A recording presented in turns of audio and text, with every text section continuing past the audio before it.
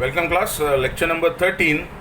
Uh, in our live lectures, in the physical lectures which we are conducting via Google Meet, I have already started with the uncodified law, in which we had live discussions about queries if any you people had with respect to the 12 videos that have been uploaded. So this is the lecture number 13, wherein we will be starting with the Uniform Civil Code, Saman Nagari Kaida, a very hot topic and a very controversial topic. Controversial topic from the Muslim community point of view, because the Muslim community sees the Uniform Civil Code as an attack over their religious freedom. So a lot of conflicts are to be considered with respect to the fundamental rights which guarantee freedom of religion, Article 24 to 28, and Article 44. Article 44 is basically the article which directs the state to strive and make a uniform civil code. Now see, the criminal area has been widely codified, as well as there is a uniform criminal code, in the sense that if any person accused of committing any offense is convicted, now you see Indian Penal Code आपका हो गया है, ये हो गया है. Then if you happen to choose criminology, I will be teaching you criminology, where we will be dealing extensively with certain provisions of the Indian Penal Code as well as certain provisions of the CRPC, and even certain provisions of not certain provisions, the entire Juvenile Justice Act as well as the Probation of Offenders Act will also be covered in the criminology itself. That's an advantage, because when you go to your next semester, that is the next year, the first semester of third year, fifth semester, when you have the procedural law of criminal procedure code, उसमें now I don't know what is the position as to 60-40 pattern, but जब 100 marks का pattern था, तो CRPC was 70 marks and 15 marks was for the Probation of Offenders Act and 15 marks was for the Juvenile Justice Act. So वो दो act आपके पहले ही cover हो जाते हैं. Then certain students do come to me asking for my opinion that कौन सा ले. See, basically it's your choice. If you have any background of finance, or if you are doing simultaneously pursuing a course of, say, chartered accountant or company secretary, that is CS or ICWA, or any other financial course where taxation laws will help you, it is always what you can say, preferable that you go for taxation. And there is one more optional subject, वो बहुत कम लोग लेते हैं, 2-3-4 ही रहते हैं, वो है insolvency का. So 3 optional subjects are there in your next semester. Majority of persons choose for criminology, क्योंकि एक तो easy है, it is connected with the Indian Penal Code, CRPC, then Juvenile Justice Act, the Probation of Offenders Act, the Indian Evidence Act, and the overall criminal justice system and accustorial system. तो पास होने में easy होता है, पहले समझने में interesting है, तो major students opt for that. So it's up to you. Sorry. So अगर आप वो choose करोगे, just a moment. So अगर आप वो सब्जेक्ट चूज करोगे, तभी I will point out certain special provisions. अभी आप देखो, जब भी हम लोग क्रिमिनल प्रोसीजर कोड की यूनिफॉर्म सिविल कोड की बात करते हैं, uniform civil code is article 44. Article 44 कौन से पार्ट में आता है? It comes under part 4 of the constitution of India, and it is covered by the heading DPSP, Directive Principles of State Policy. Therefore, see, technically the position is this, that the Directive Principles of State Policy are mere directions which are not enforceable, and if violated you cannot enforce that, or wo karo karke, means you can't have a writ of mandamus directing the government to do that, because being unenforceable or being merely directive, it only has a directive value, persuasive value नहीं है, जो value part 3 of the constitution, that is fundamental rights को है, covering right from article 12 to 32. सो अगर कोई fundamental right violate होता है तो आप कोर्ट में जा सकते हो, you can challenge the constitutional validity, and if the courts find out that yes, the particular provision, act, law, what ever it is, either वो एक्ट का कोई प्रोविजन या पूरा act, what ever, that will be struck off and that will be declared to be unconstitutional and therefore not operative, unoperative. Then see, but when it comes to Article 44, the court has time and again, we will be discussing around 10 to 11 landmark judgments on the aspect of uniform civil code, but the list is not exhaustive, क्योंकि बहुत सारे litigation इसके ऊपर हुआ है, बहुत सारे case laws है, और अगर इसके ऊपर मैं बात करने लगूँ इन डेप्थ तो शायद 6 घंटा, 3 घंटे के 2 लेक्चर तो मैं इस यूनिफॉर्म सिविल कोड पे ही बात कर सकता हूँ. That subject is that vast and litigation उसके अराउंड बहुत सारा घूमा है. So article 44 requires the state to strive to secure for all citizens of India a uniform civil code throughout India. Now we are aware that recently last year, August 2019, Article 370 has been abrogated. Article 370 को निकाल दिया है and the special status of the state of Jammu and Kashmir has now been removed. And Jammu and Kashmir is now or has now become a inseparable or integral part of India. पहले क्या था, उनको separate status था, separate special status था. So Kashmiris were Indian as well as they were separately Kashmiris. So वो जो theory है कश्मीर का, उसमें 3 टाइप के लोग हैं, 3 ग्रुप्स है. Number 1, those who are proactive that you know Kashmir should be independent and should go and join Pakistan, तो उनको सेपरेटिस्ट लीडर्स बोला जाता है, जो पाकिस्तान के फेवर में, पाकिस्तान उनका फंडिंग कर रहा है, पाकिस्तान के पाले हुए कुत्ते हैं. आई यूज़ दिस वर्ड कुत्ते हैं, क्योंकि उनका एक ही काम है, इंडिया के अगेंस्ट भोको, इंडिया से सब फायदे लो. और रिसेंटली उनका कुछ लीडर्स है, उनके यू नो सिक्योरिटी वगैरह भी सब बंद किया है, सब कुछ गवर्नमेंट ने ये बंद कर दिया है. So certain things despite its failures, this government is a nationalist government, और उनके कुछ स्टेप्स सराहनीय है जिनकी तारीफ़ करना बहुत ज़रूरी है. जो उनका अपोज करना है या उनको यू नो डिफेम का, ये नॉट डिफेम, उनको ये करना है, उनकी जो आलोचना करनी चाहिए वो तो हम करेंगे, वो तो करना ही है. So now see, basically let me be very frank with you, article 44 के ऊपर, article 44 that is uniform civil code के ऊपर कुछ भी बात करेंगे तो मुस्लिम कम्युनिटी जो है दैट कंस्ट्रूज इट और understands it to be anti Muslim. So अगर क्लास में कोई मुस्लिम स्टूडेंट है और उसको अगर मेरा कोई कमेंट एंटी मुस्लिम लगता है, आई बेग योर पार्डन, मैं पहले ही माफ़ी मांगता हूँ. मेरा किसी का रिलीजियस सेंटिमेंट्स हर्ट करने का इरादा भी नहीं है और ज़रूरत भी नहीं है, और वो मेरी आदत भी नहीं है. लेकिन from the point of national integrity it is very very important that there should be a uniform civil code. अभी आप देखो, क्रिमिनल में अगर किसी एक्यूज को सज़ा हो जाती है, कन्विक्शन हो गया, now this I will cover in criminology and even in CRPC, there are different modes. अभी रिसेंटली हमने देखा लैंडमार्क जजमेंट जो सुप्रीम कोर्ट ने कंटेम्प्ट ऑफ कोर्ट में दिया against Mister Prashant Bhushan, senior lawyer, so called activist, so called human rights का champion, ये वो, but he is always against, I don't know why. वो कोई भी नेशनल जो ये रहता है कश्मीर को अलग कर दो, या वो हमेशा कुछ अलग ही बातें करेगा. वो याकूब मेनन की फांसी रुकवाने के लिए रात को जाके सुप्रीम कोर्ट खुलवाया, वही दूसरे चीज़ों के लिए नहीं करवाएगा. So he is to some extent on the wrong side according to me. मेरे हिसाब से okay, he may be a senior lawyer, उसकी बहुत इज्जत होगी, सबको अपनी अपनी इज्जत होती है, but he is on the wrong side. So मेरे हिसाब से वो कुछ बहुत बड़ा ग्रेट आदमी नहीं है, and he has use very derogatory words about the different retired chief justice, supreme court जजेस, और वो मतलब बड़बोला है, कुछ गलत बात करना उसकी आदत है. So I don't have any sympathy for him. So recently आप देखो, he was convicted for contempt of court है. उसको कोर्ट ने चांस दिया था that you tender unconditional apology and that will suffocate the matter, उससे बात खत्म हो जाएगी. लेकिन क्या है, हमारे साहब जो है वो बहुत ज़्यादा एक्टिविस्ट है और उनको उसी तमाशा करने में ही उनको ज़्यादा इंटरेस्ट होता है. जैसे कुछ साल पहले जो दिल्ली के चीफ मिनिस्टर है अरविंद केजरीवाल जी, उनको किसी इसमें कुछ यू नो ऑफेंस में पकड़ा गया था, मतलब समन्स इशू हुआ था, उनको कोर्ट ने हाजिर किया, बेलेबल ऑफेंस था. तो बेलेबल ऑफेंस में क्या होता है, you get bail as of right, but he refuse to give bail, और वो जानबूझ के जेल में जाके बैठ गया just to create a scene. वो कभी कुछ चीज़ें पॉलिटिकली मोटिवेटेड होते हैं, इसी अपना एजेंडा होता है.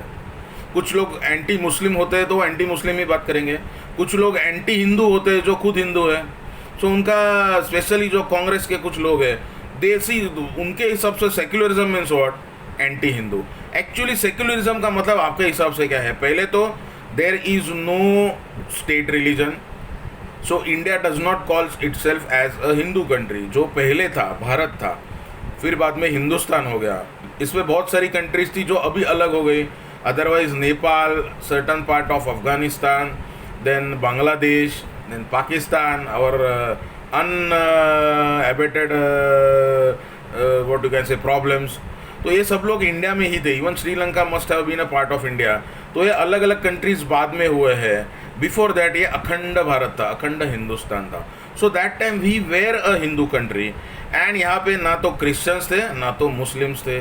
मुस्लिम्स कभी आए जब भी अफगानिस्तान साइड से या वहाँ से जो मुगल्स आए और उन्होंने जो आक्रमण किया, जो इन्वेजन किया, द इन्वेजन दैट हैपेंड, उसके वजह से यहाँ पे फिर वो लोग पूरा खुद के सिटीजन्स तो नहीं लेके आए थे।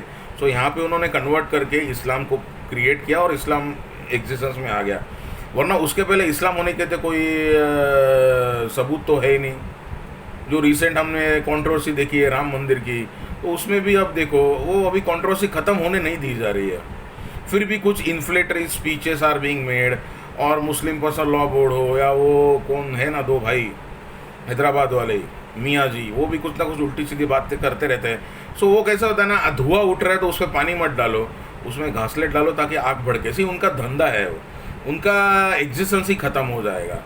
जैसे यहाँ पे कुछ प्रादेशिक पार्टीज़ है, मराठी अस्मिता की बात करेंगे और अपनी पॉलिटिक्स चमकाएंगे, उनकी दुकान ही उससे चलती है। कुछ लोग हैं जिनकी हिंदू मुसलमान के जो राइट्स है या जो डिफरेंसेस है उसके ऊपर उनकी दुकान चलती है। So they have their own agenda, we are not concern with that. Now see, जब भी ये होगा at a time when constitution was being drafted, that is prior to 1949 after independence, when doctor Baba Saheb Ambedkar was the chairman of the constituent of the draftsman committee, और वो committee ये draft कर रही थी। उसमें उनका ऐसा कहना था कि आर्टिकल 44 एक्चुअली डायरेक्टिव प्रिंसिपल्स में नहीं होना चाहिए, that has to be made law. Now see, तो जब भी ये बात निकली, जब ये इसके ऊपर डिबेट हो रहा था, that was oppose by the Muslim community. कुछ मुस्लिम लोग भी थे जो ड्राफ्टमैन कमिटी में थे, and they objected saying that you know ये नहीं हो सकता है। They had their own objection. So let us see what those objections were and what were the counter argument कि ये ऑब्जेक्शन सस्टेन नहीं होना चाहिए। So doctor Ambedkar wanted this to be in the fundamental rights and make it a law, लेकिन फिर वो consider करके and by intelligence our first prime minister of independent India, Nehru चाचा, पंडित नेहरू, उन्होंने क्या बोला, पंडित इंटू ब्रैकेट नेहरू, जवाहरलाल नेहरू। तो मेरे हिसाब से पंडित नहीं है, लेकिन ठीक है, लोग उनको पंडित बोलते हैं। So let's not go into that controversy, वरना फिर क्या है, मेरा एजेंडा कुछ और लगेगा। मेरा एजेंडा खाली आपको लॉ पढ़ाना है। सो सी, ये even article 370 was created because of Jawaharlal Nehru only. So now see, and similarly preamble का जो contribution है that is also by Jawaharlal Nehru.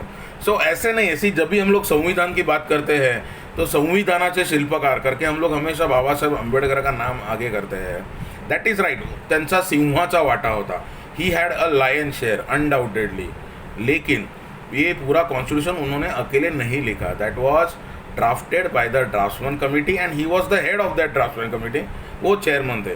सो जैसे हमको मालूम है कि अभी जो आरक्षण दिया जाता है, जो शेड्यूल ट्राइब को आरक्षण दिया जा रहा है, that was inserted at the indulgence of doctor Baba Saheb Ambedkar. But उन्होंने ये कहा था that it must be operative for a period of 10 years only, otherwise क्या होगा, जो एक आदमी जो फिजिकली हैंडीकैप होता है ना, उसको आप वो कुबड़ी दे दो, जो क्लचेस होते हैं ना वो दे दो, तो वो अपने आप चल नहीं पाएगा। तो अभी जो डिस्पैरिटी है, अभी जो समाज में जो अंतर है, उसको कम करने के लिए ये जो वंचित लोग हैं, जिनको जिनका शोषण हुआ है, जिनको सेकेंडरी सिटीजन ट्रीट किया गया है, अनटचेबिलिटी का इशू था, उनको बहुत सारे राइट्स नहीं दिए गए, तो उनको एक रेस में उन तक लाओ, and then they must be put into the main course. लेकिन अभी even after 70 years of independence वो हर साल बढ़ाया जा रहा है, and last year also it was extended for another 10 years. So ठीक है, हम लोग आर्टिकल 44 की बात जब भी करते हैं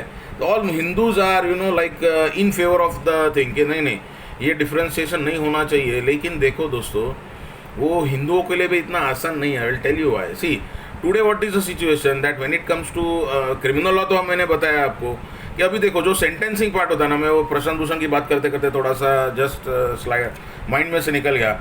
रिसेंटली आपने देखा कि सुप्रीम कोर्ट ने उसको कन्विक्ट किया, एंड कन्विक्ट करके उसको चांस दिया था। अभी देखो क्रिमिनल कोर्ट का जो क्रिमिनल जूरिस्प्रूडेंस है उसके हिसाब से जजमेंट जो होता है ना कि कन्विक्शन किया, उसी दिन उसको सज़ा नहीं दी जा सकती है। You have to first convict him and then that matter has to be adjourn for hearing on the quantum of sentence. उसको कितनी सज़ा देनी चाहिए इसके ऊपर बहस होती है, where the prosecution can argue praying for maximum penalty कि आप ज़्यादा से ज़्यादा इसको सज़ा दो, हाईएस्ट पेनल्टी। तो अगर मर्डर या कुछ इस किस्म का हीनियस क्राइम है तो उसको फांसी दे दो, ऐसे भी बोल सकते हैं। और जो डिफेंस है that can pray for leniency कि इसको कम से कम सज़ा दी जाए, उम्र हुई है, औरत है, या फर्स्ट टाइम ऑफेंडर है, इमैच्योर अंडरस्टैंडिंग का है, जुवेनल नहीं है लेकिन उसको उतनी समझ नहीं है, या ओनली ब्रेड विनर है, इसको फांसी दे दोगे तो घर के लोग मर जाएंगे, all that kind of things. या जब भी जयललिता कन्विक्ट हुई थी उसका आर्ग्यूमेंट क्या था उसके लॉयर्स का, that she is a patient of diabetes and blood pressure and this thing. तो every sort of arguments can be made even if it appears funny कि उसको कम से कम सज़ा मिले, and then the court will decide the quantum. So Prashant Bhushan को ये दिया था, देन बार के अंदर से and even within certain retired जजेस एक आवाज़ है कि उसको सज़ा मत दो, he is only exercising his freedom of expression. लेकिन दोस्तों फ्रीडम ऑफ एक्सप्रेशन के भी कुछ मायने होते हैं। Fundamental rights are there, but fundamental rights are subject to certain restrictions, legal restrictions. अभी देखो अगर आप हाईकोर्ट में जाओगे तो हाईकोर्ट का जो मेन गेट है, एक गेट जो मतलब ओवल मैदान की तरफ है ना, that get is meant only for the जजेस। तो वहाँ से खाली जजेस लोगों की गाड़ियाँ अंदर जाती है, और जो सामने से एंट्रेंस है सिमिलरली पीछे की तरफ एंट्रेंस है, पीछे भी लिफ्ट है, which area has been reserved for the जजेस। वहाँ से उनको डायरेक्ट चेंबर में की तरफ एंट्री मिलती है, और जैसे आगे की तरफ जो पैसेज है ना हाई कोर्ट में, जहाँ से लिटिगेंट्स और लॉयर्स एक कोर्ट से दूसरे कोर्ट जाते हैं, similarly there is a passage on the oval side पीछे की तरफ, that is use only by the जजेस। तो ये रेस्ट्रिक्टेड एरिया है। सो नोबडी, तो यहाँ पे किसी को घूमने फिरने की आज़ादी है, there is freedom of movement, लेकिन you cannot enter into that area and say अरे मेरा फंडामेंटल राइट है, I have a right to move freely throughout India, but this is restricted area. ऐसे कुछ रेस्ट्रिक्टेड एरियाज होती है ना, जैसे एयरफोर्स है, अभी एयरफोर्स का लैंड है, वहाँ पर एंट्री रेस्ट्रिक्टेड रहती है। या समझो कोई प्लेस ऑफ इम्पोर्टेंस, या जहाँ पे सेफ्टी मेजर्स रखने पड़ते हैं, जैसे कि आरबीआई हो, आरबीआई की जो मिंट है जहाँ पे करेंसी नोट छपते हैं वो हो, या फिर BARC का कोई सेंटर हो, भाभा एटॉमिक रिसर्च सेंटर, वहाँ पे यू कैन नॉट क्लेम कि मैं भी जा सकता हूँ। तो इक्वालिटी है, लेकिन उसके भी कुछ मायने हैं। You can claim equality through out, blanket equality तो नहीं है। सो सर्टन राइट्स आते हैं। तो सुप्रीम कोर्ट ने उस महाशय को, उन महाशय को, उस बोलूँगा तो फिर से पता नहीं एक ही उल्लेख के लिए प्रॉब्लम हो जाएगा, उन महाशय को ये चांस दिया था कि you tender apology and finish it of, लेकिन ही रिफ्यूज़। तो सुप्रीम कोर्ट ने उसको कन्विक्ट किया। तो सुप्रीम कोर्ट के जो रिटायर्ड जजेस थे और जो सुप्रीम कोर्ट के प्रैक्टिसिंग लॉयर्स है, बार के अंदर से भी आवाज़ आ रही थी कि उसको छोड़ दो, सज़ा मत दो, नहीं तो it gives wrong signal, this that. तो Supreme Court rightly did one thing, उनको सज़ा दी 100% करेक्ट। मैं तो पूरा उसका फेवर में हूँ, I will never criticise that judgment. And सज़ा भी उसको कैसी दी, 1 रुपये उसको ये किया, कॉस्ट किया या फाइन किया। सो क्या है ना, 1 रुपया नहीं भरो वरना आपको कुछ I don't know exactly remember it, कुछ महीने की ये थी सज़ा थी, and he would have been disqualified from practising for next 3 years. तो 1 रुपये के लिए तो अभी देखो क्या हो जाता है। यही सज़ा अगर कुछ ज़्यादा रहती थी तो वो उसका भी इशू करता था और अंदर जाने को तैयार हो जाता था, and that would have been a law and order situation also. Political parties involve हो गई, ये हो गया, and then number of things are there. So now see, एक रुपये के भरने का तो बड़ी बात है नहीं, और 1 रुपये की सज़ा तो उसने भुगत भी ली. So he has paid that fine and he has accepted that conviction. वरना अपील, उसका रिव्यू, उसका ये, उसका वो, curative petition, that will just go on tirelessly, which is fructuous, infructuous, जिसका कोई आउटकम नहीं निकलेगा. तो सुप्रीम कोर्ट ने किया वो सही किया. सो ये जो होता है ना, तभी अभी जैसे प्रशांत भूषण को कोर्ट ने पूछा क्या कि तुम हिंदू हो, मुस्लिम हो, क्रिश्चियन हो, सिख हो, ईसाई हो, क्या हो, नहीं पूछा, सीधा सज़ा दे दी. लेकिन जब भी when it comes to personal laws, अगर डिवोर्स का मैटर है, सपोज एक पति और पत्नी को डिवोर्स चाहिए या पति पत्नी को छोड़ना चाहता है, तो क्वेश्चन नंबर 1, आपका धर्म कौन सा है. तो that will depend upon which law is applicable to you. तो जितने लॉज कोडिफाइड और activist laws are there in favour of women in Hindu marriage act, Hindu succession act, अभी रिसेंटली देखो सक्सेशन में सुप्रीम कोर्ट का जजमेंट आया है, that we will discuss in depth in succession lecture. Then adoptions and maintenance act, specially maintenance act. अब देखो, एक हिंदू औरत अपने पति को सता भी सकती है. She can misuse the law and also create nuisance for the husband and extract better terms of divorce. ये होता है, कई बार होता है. क्या सिमिलर राइट्स मुस्लिम विमेन को है? क्या सिमिलर राइट्स क्रिश्चियन विमेन को है? And what about Parsi women and Jews? देखो, इंडिया में हिंदू है, अभी हिंदू लॉ किस किस को एप्लीकेबल है? Even Jains, Buddhist, Sikhs are considered to be Hindu, so उनको भी हिंदू लॉ ही एप्लीकेबल है. So let us for the moment take them under Hindu law उनको एप्लीकेबल है. लेकिन मुस्लिम्स, क्रिश्चियंस, पारसीज और जूज, इनके अपने अपने पर्सनल लॉज है, जिसके अंडर उतना पैरिटी नहीं है, उतनी समानता नहीं है. So there is a demand within the community that uniform civil code होना चाहिए. लेकिन बहुत स्टॉन्चली यूनिफॉर्म सिविल कोड को जो मुस्लिम लोग हैं वो अपोज करते हैं.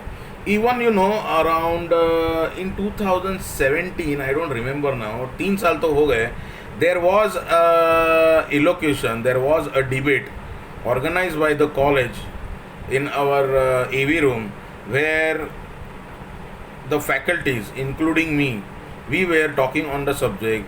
I was talking in favor of uniform civil code, and there were 2 Muslim professors in our colleges जो इवन मुझे पढ़ाते थे. I was a student in this college, तो even they were my lecturers, very respected and very lovable persons. लेकिन when they started talking against uniform civil code, तो you can imagine क्या situation है.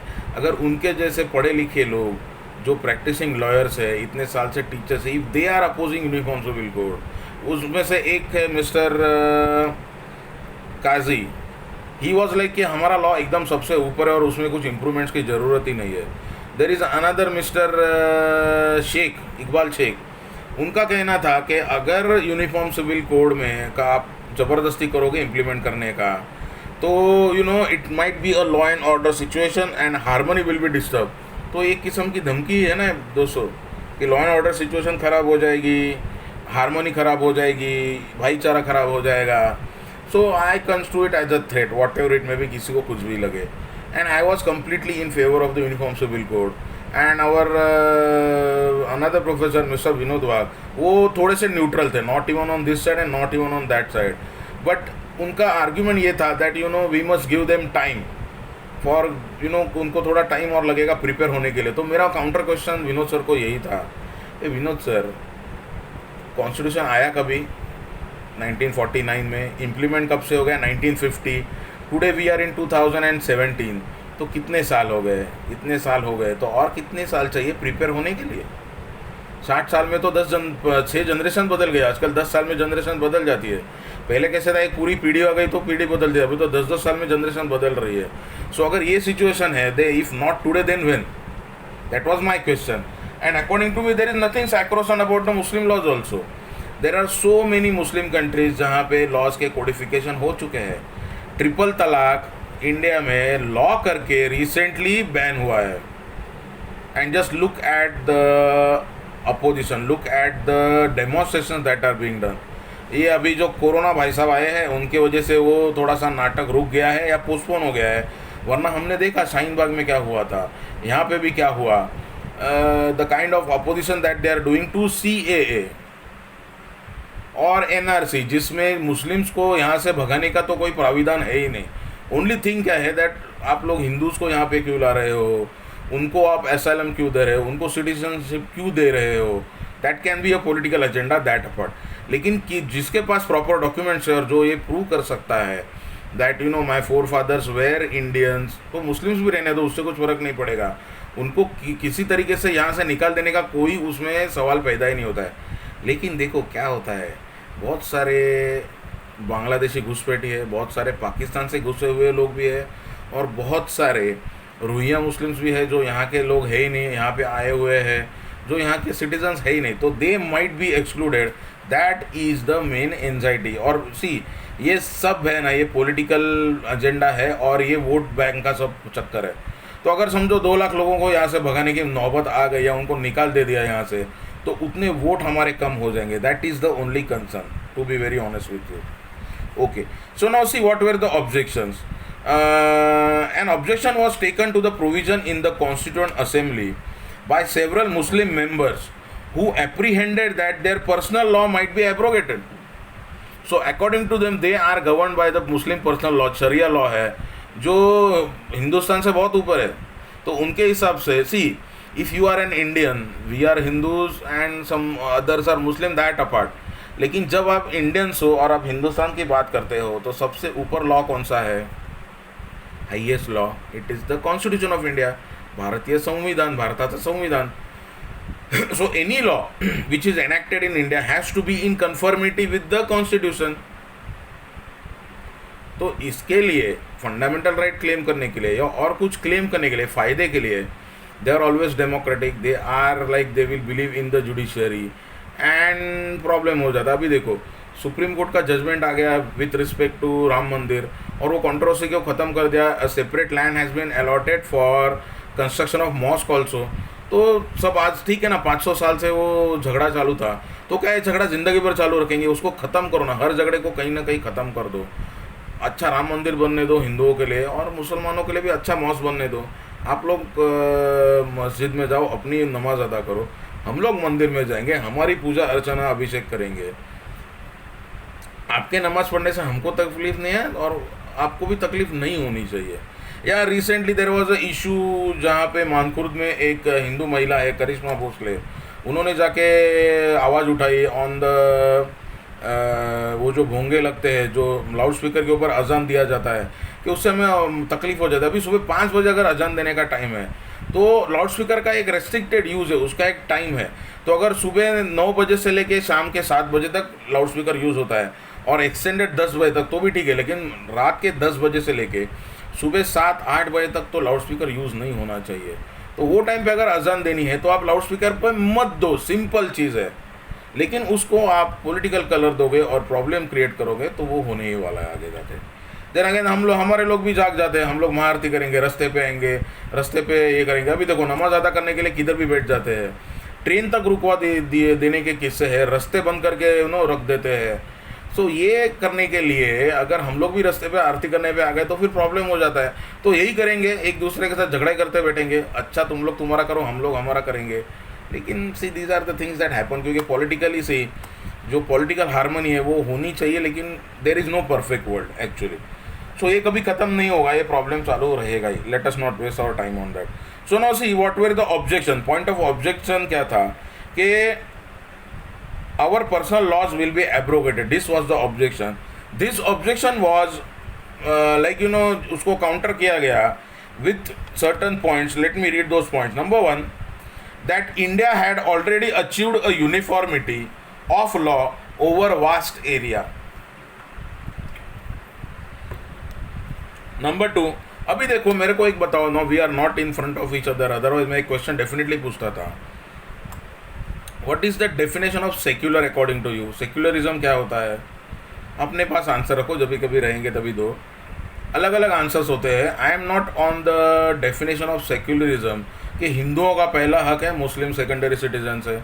Nor I am on this aspect that anti Hindu बनो तो secularism है, या pro मुस्लिम बनो तो सेक्युलरिज्म है, या एंटी मुस्लिम बनो प्रो हिंदू बनो तो secularism. Secularism means what? you don't endorse any religion. Actually, this is from political point of view. But secular means what? There are certain aspects of life that will apply to you irrespective of the fact or irrespective of the fact to which religion you belong. उदाहरणार्थ आपको एक उदाहरण देता हूँ. जन्म लेना, उम्र बढ़ना, बीमार पड़ना, शादी हो जाना, मौत होना, ये तो हर रिलीजन में ही होता है ना. या ऐसा है मैं मुस्लिम हूँ मैं मरूंगा नहीं, या मैं हिंदू हूँ तो मैं अमर पट्टा लेके आया हूँ. नो, अगर हम लोग देखें हिस्ट्री में जो 7 चिरंजीव बोले जाते हैं उनको छोड़ दो तो हर एक जन की मौत हुई. इवन भगवान की भी मौत हुई है. प्रभु रामचंद्र ने भी समाधि ले ली थी और श्री कृष्ण भगवान की भी मौत हुई थी. सो हमने देखा हुआ है कि भगवान की भी मौत होती तो वो अवतार को त्याग करना ही पड़ता है एट देयर ओन थिंग. तो कालचक्र उनके मर्जी से चलता होगा इफ़ यू सी और believe in that thing as dharma. लेकिन सबको आज जो भी जन्म लिया उसको उम्र होके उसकी उम्र होगी और जाना पड़ेगा. So there are certain things which will apply to you irrespectively whether you are a Hindu, Muslim, Sikh, ईसाई, क्रिश्चियन, बौद्ध, जो भी आप हो. See now therefore there was an argument second that though there was diversity in personal laws there was nothing sacrosanct about them. Sacrosanct means what? जो ऊपर से पड़ा बोलते ना, आसमान से टपके खजूर में अटके, तो जो आसमान से गिरा ना उसको बदल नहीं सकते हो. तो ये धर्म किसने बनाया, ये रूल्स किसने बनाए और ये किसने बनाया? अपनी अपनी थियरी से. अभी आप देखो सोर्सेस ऑफ हिंदू लॉ हमने चालू किया, उसमें मैंने आपको बताया श्रुति और स्मृति. श्रुति क्या थी कि पुराने ज़माने में जो ऋषि मुनि थे उनका डायरेक्ट कांटेक्ट भगवान के साथ था और भगवान उनसे बात करते थे और भगवान ने जो बनाया वो श्रुति हो गई. एंड उन्होंने दिन याद करके वो लिखा तो क्या हो गया, स्मृति हो गई. फॉर अ मोमेंट मुस्लिम धर्म को आप देखो, अल्लाह ने बताया कि धर्म क्या है, नीचे आया, फिर वो मोहम्मद पैगंबर जो थे उन्होंने ये किया, फिर कुरान लिखी गई. वैसे हिंदुओं में भगवत गीता श्री कृष्ण भगवान ने अर्जुन को युद्ध के टाइम पे बताया था और उसमें से what should be the proper conduct, what are the proper things, ये बताया गया. लेकिन अगर for a moment I want to take a pride in Bhagavad Gita, तो भगवत गीता में पूरी विश्व की बात की गई है, उसमें हिंदुओं की बात नहीं की गई है, मनुष्य ने क्या करना चाहिए. So that is actually a very secular document. लेकिन देखो पॉलिटिकल एजेंडा रहता है, so you can't help that apart. So now see, though there was a diversity in personal laws there was nothing sacrosanct about it. Means what? ऊपर से नहीं गिरा है कुछ भी कि वो कभी बदल ही नहीं सकता है. अभी देखो हिंदू लॉज में एनैक्टमेंट कभी आया, सबसे पहले Hindu laws were codified enacted in 1955. सबसे पहला लॉ कौन सा आया? Hindu marriage act 1955. सो 1955 से पहले जो प्रैक्टिस ऑफ बाइगमी है, 2 शादियाँ एक साथ करना, एक बीवी होते हुए दूसरी बीवी करना, ये प्रैक्टिस उसके पहले थी, लेकिन उसको कभी भी बढ़ावा नहीं दिया गया. मीन्स के उसमें कोई प्राइड नहीं लिया पहले तो, और उस that was look down as कैसे बोलते थे, अरे वो है ना दोन लग्न केले थे, 2 बायका त्याच्या, 2 बीवी रखा हुआ है. So that was considered to be like immoral, not illegal लेकिन इमोरल. या कोई छाती टोक के नहीं बोलता था अरे मैंने 2 शादियाँ की है, 3 शादी की है, जो आइडियली मुस्लिम लोगों के साथ होता है कि उनको परमिशन ही है 4 शादी करने की, लेकिन वो भी मिसयूज़ किया गया है. See what I have heard and learned, I am not very authority. जैसे मैं हिंदू लॉ में अथॉरिटेटिवली कुछ बोल सकता हूँ क्योंकि मैंने पढ़ा हुआ है, उतनी पढ़ाई है.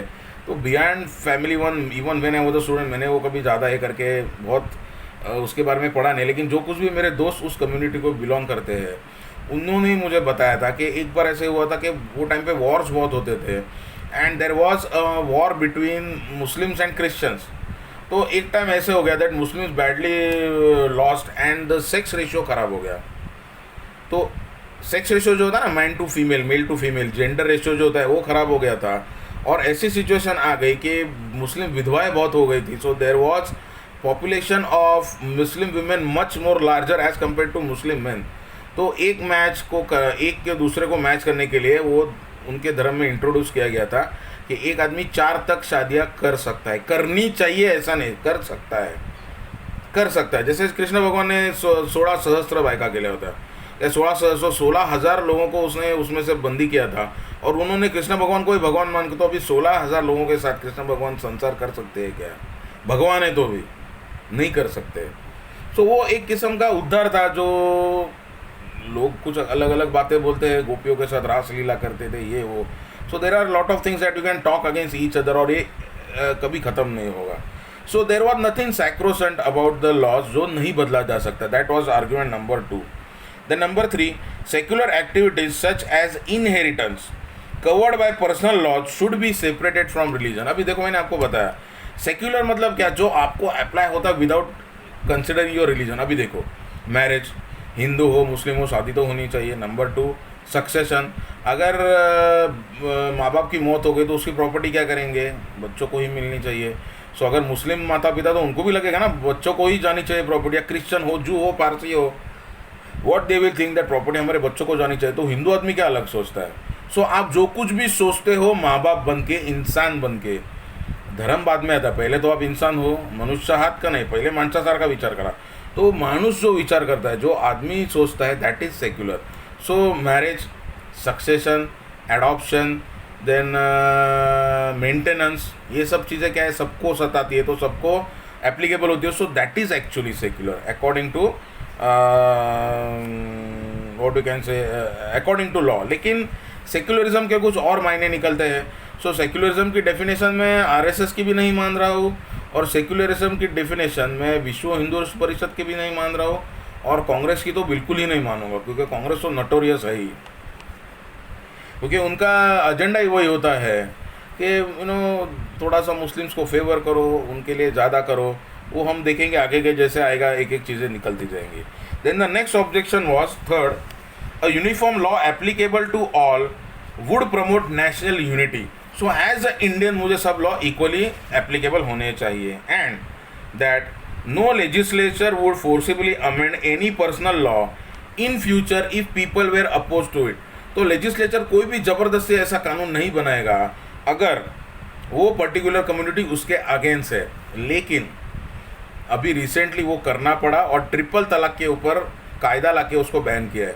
सो ट्रिपल तलाक अगर कोई मुस्लिम आदमी अपनी वाइफ को देता है, व्हाट इज़ ट्रिपल तलाक? 3 तलाक जो एक ही टाइम पे एक ही मीटिंग में बोल दिया और तलाक हो गया, जिसको एक्स्ट्रा जुडिशल तलाक बोलते हैं। तलाक जुडिशल कभी होता है जब भी कोर्ट में जाओ, केस हो जाए, ये हो जाए।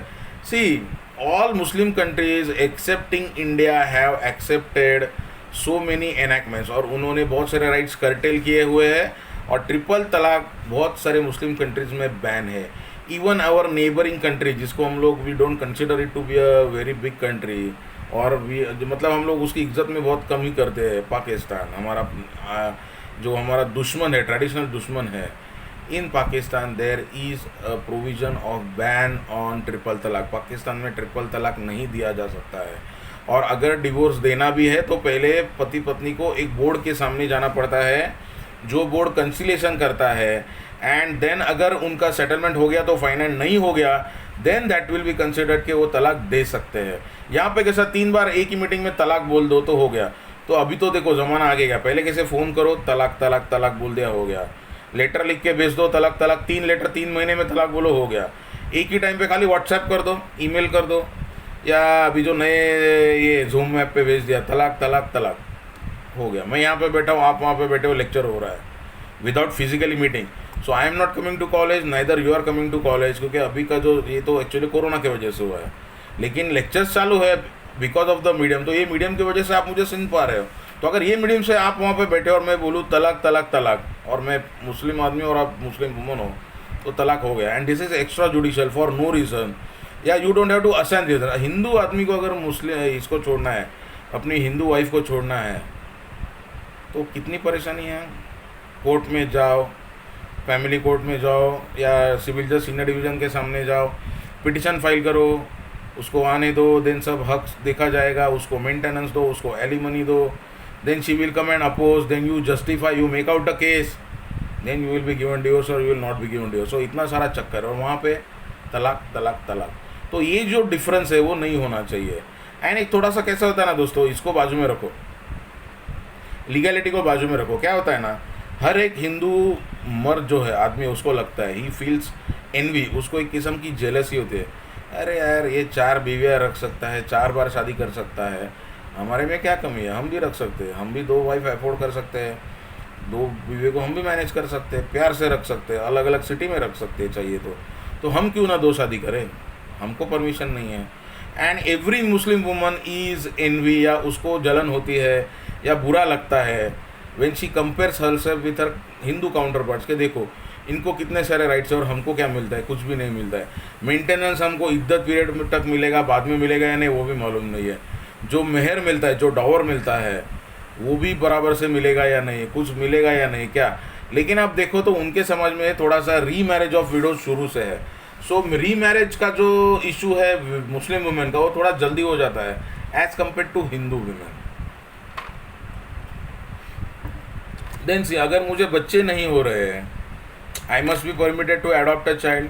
सो if I am a Hindu, मेरा धर्म मुझे परमिट करता है, but if I am a Muslim, मेरी धर्म इसकी इजाज़त नहीं देता है।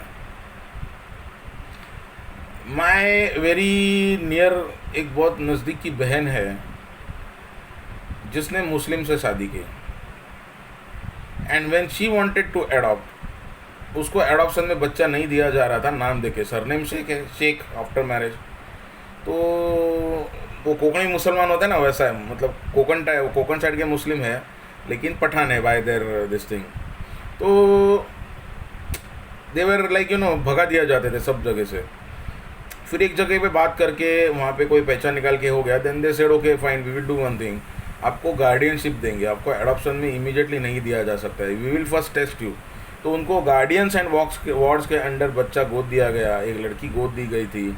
एंड देन आफ्टर सीइंग के वो बच्चे का पालन पोषण बराबर हो रहा है, she is being taken care of, then subsequently they were given adoption. लेकिन हिंदू धर्म में जितना एडॉप्शन होता है उतना मुस्लिम में हो नहीं होता है। एडॉप्शन के मायने क्या है, ज़रूरत क्या है, वो मैंने लास्ट लेक्चर वीडियो में और इसमें ख़त्म किए हुए हैं, so you can refer to that. Then see, so these were the ways how that argument was countered, उसको काउंटर किया गया था। नंबर 1 ऑब्जेक्शन क्या था कि हमारा लॉ एब्रोगेट हो जाएगा, that was okay, what you can से objection of the Muslim community. उसको कैसे हैंडल किया, काउंटर किया गया while the arguments in the constituent assembly. Number 1 that India had already achieved a uniformity of law over vast area. तो अगर बाकी के एरिया में हुआ है तो ये एरिया में भी होना चाहिए, वो था। Then number 2, and already that time it was on the move के हिंदूज़ को भी इनकोड करना है और हिंदूज़ का एनैक्टमेंट होगा। Then number 2 that though there was diversity in personal laws, there was nothing sacrosanct about them. तो किसी का भी धर्म, हिंदू हो, मुस्लिम हो, क्रिश्चियन हो, सिख हो, ईसाई हो, पारसी हो, जू हो, उसको नहीं बदला जा सकता, ऐसे कुछ नहीं है। Number 3, the secular activities such as marriage, inheritance, death, succession, adoption, maintenance covered by personal law should be separated from religion. So इसको धर्म से अलग करके देखो। सी, अगर एक हिंदू औरत को उसका पति छोड़ देता है या वो खुद छोड़ के जाती है, उनकी नहीं जम रही है, that is a fact, so they can को हैबिट, तो उसके मेंटेनेंस का इशू आता है, तो हिंदू पति को तो अच्छे खासे कट मार के उसको देना ही पड़ेगा, निचोड़ के निकाल के लेके जाएंगे, ऐसी वाली सिचुएशन है। In fact laws are much more heavily sided towards the women. Defence बहुत कम है, पत्नी की है तो उसको मेंटेनेंस तो देना ही पड़ेगा, संभालना ही पड़ेगा, बच्चे हैं तो उसको मेंटेन करना ही पड़ेगा। लेकिन अगर मुस्लिम है तो क्या सिमिलर प्रोविजंस है? नहीं है।